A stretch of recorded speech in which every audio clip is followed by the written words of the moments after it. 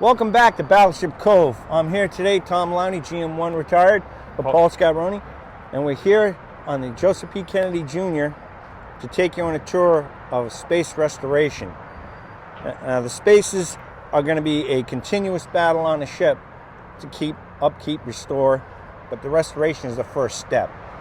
So we have to do a lot of work doing that. We've already started, so we're partway into the project of restoring this berthing space down below that used to be the Arleigh Burke Museum. And we've already started with the hatch being replaced here. Now, this deck hatch, watertight hatch, was donated through the Navy to replace the original one, which rotted away in the deck. As you can see, the deck is a continuous battle. So in the New England area here, it's tough. Weather's tough. You can't work like this. Is not Hawaii or Florida where you have optimum weather for 90% of the time. Here we have to do it in phases and stages. So we've already started. Paul and a few others have gone into that process. I'm going to let Paul run you through and keep you up to date. This is part of his puppy, and he's helping out Rich Angelini and the others here on the Joseph P. Kennedy Jr. So Paul, why don't we take us through a walk down below. Alrighty. Show them what you're up to and where we have to go, so that way we can get people in on the process. Let's head down below and we'll show you what we're up to. Come on down.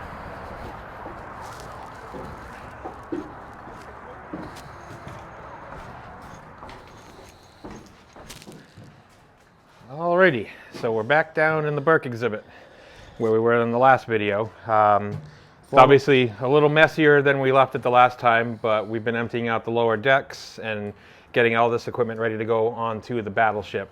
A little bit of water came back on the deck, but we have some couple leaks from overhead that we know what we're dealing with. But the main focus on today is, like Tom was just mentioning, this used to be the National Destroyer exhibit, the Arleigh Burke exhibit. It's still going to be the National Destroyer Man's exhibit, but a lot of the signage is dated because this was set up in the 80s, and the photographs, like the one when you came down the ladder here, it's just a really out of focus, old pixelated photo, and we can do better. So the purpose of today is to take all these signboards down and save what's worth saving, get some of the steel because we can use that in other spots, but just get the compartment completely emptied out and open again so we can put the berthing racks back in here, some of the storage lockers back in here, but also set up exhibits that we can to actually still make this a Destroyer Man's exhibit. And then also get the deck restored, patched up. We got some holes where this hatch is that have just developed over time from water ingress, but it's all minor things that we can do over time. And we can give you kind of a scope of what we're doing as we walk through the compartment. And you also used to have tile down here which trapped the water on the deck, and then the cooling, healing, and the moisture caught underneath from the hull inside spaces is real detrimental to this. And it actually became a massive problem up forward in the ship on the steam serving line and the officers' mess area. There's a huge amount of that corrosion going on. That's why that space is closed to the public right now, because we have to restore that part of the deck. So it's been a real challenge. If you think having a ship is an easy thing to take care of, this makes a house look like a cakewalk. A ship is a very complex built piece of machinery that has to be maintained, and that's part of the process of restoration. But we'll continue walking this way to the port side. It's a little bit of a mess over here because we also have Lightship on board, which is doing the submarine's restoration on the brow, so a lot of this is their tools. They're just storing them down here temporarily, but you can see a lot more of the signage that is put up everywhere. That for the time was a really good exhibit, but in today's modern age where we have digital displays that are affordable, we can do a lot better than this and actually use a lot less of the compartment to portray the same message and get the space actually looking like it should, because this was the largest berthing area on the ship. So having it back looking that way will actually be a nice exhibit in its own right, and then we can also add to it and make it still be the Destroyer Man's exhibit. And a lot of stuff was added in over the years that just is going to get removed, like these lights that aren't original to the ship. A lot of the cabling that's not original to the ship is going to get removed out. Painting, obviously. And you kind of get an idea of what it will look like here with these racks in place. Just imagine this in the entire compartment, forward and aft. And then interspersed between them, we'll have the exhibits. But these are the style racks. I think these are a little bigger than they would have been, but we have all the originals stowed away on the battleship. And you can still see more of the displays, like the destroyer plaques there. That's going to get preserved, and that'll most likely be back up in the exhibit here. The artifacts in the cases here. It's just going through all this and then figuring out what needs to stay, what needs to go. And also getting it so the compartment's in a stable condition. And we are going to have heat in here going forward eventually because the ship's actually got new boilers installed. So these compartments going forward will be temperature controlled. And dehumidification. And Spaces as needed, because that's also a problem. You got to remember, air temperature, water temperature in the hull creates condensate, the difference in that, and you have to constantly keep up on that because she'll eat herself from the inside out. It's not just the outside, but the inside, which is far more detrimental if you don't keep that under control. And then again, you move forward and more panels. That all this is pretty much going to come down today. So hopefully further into this video, you'll see our progress as all this comes down. And it's actually going to make these compartments seem a lot more larger than they are because you won't feel as confined. And then this is actually the loading system for the 5-inch gun that's up on deck. But that'll be a whole different video because that's kind of be good going through the destroyer's 5-inch gun system versus the battleships. Right, that's for the merry-go-round, if I remember correctly. But again, more stuff in here from over the years. Air conditioning unit that was not been used in 15 years. There's just steam lines, stuff that needs to come out of the overhead, old wiring. It's just getting the compartment up to date. As you can see over here where that bucket is, that used to be the foot locker. Every set of racks, three racks, had a set of foot lockers underneath it.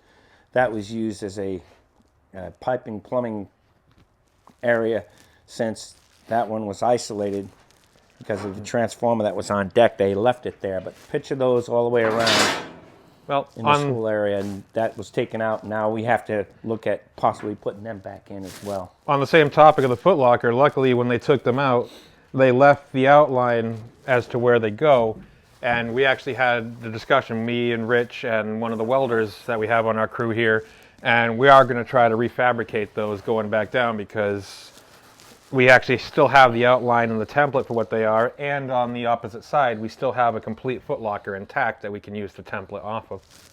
Right, because they're pretty standard. So what you can do is a little bit of naval ship archaeology, is you look down and you examine where the rack areas were and the foot lockers. The weld marks will still be there even though they're ground. They may not be completely ground flush, so you can actually get the template of the size of the footprint, as well as the overhead where the brackets still are for the actual posts that came down to hold the racks up. So that with the blueprints, extrapolate what you need, throw it in.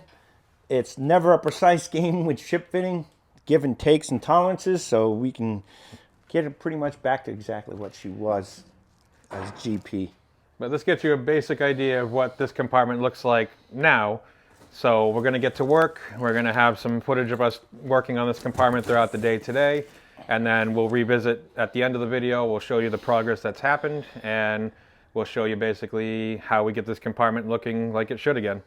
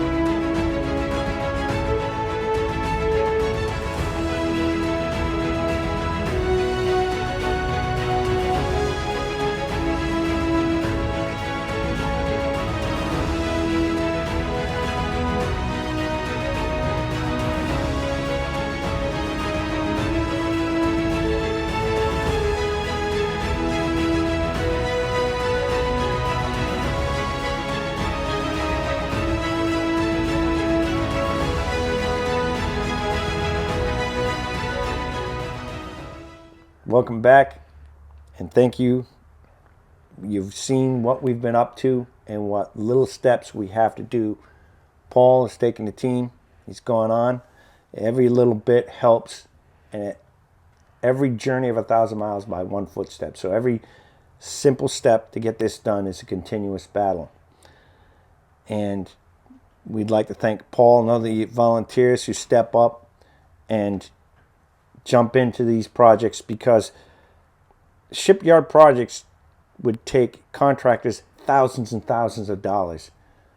And having volunteers come in and do it is a very viable solution to an ongoing problem. And your help is greatly appreciated, and we ask for it. If you want to come down and become part of the team, come on down, visit the website,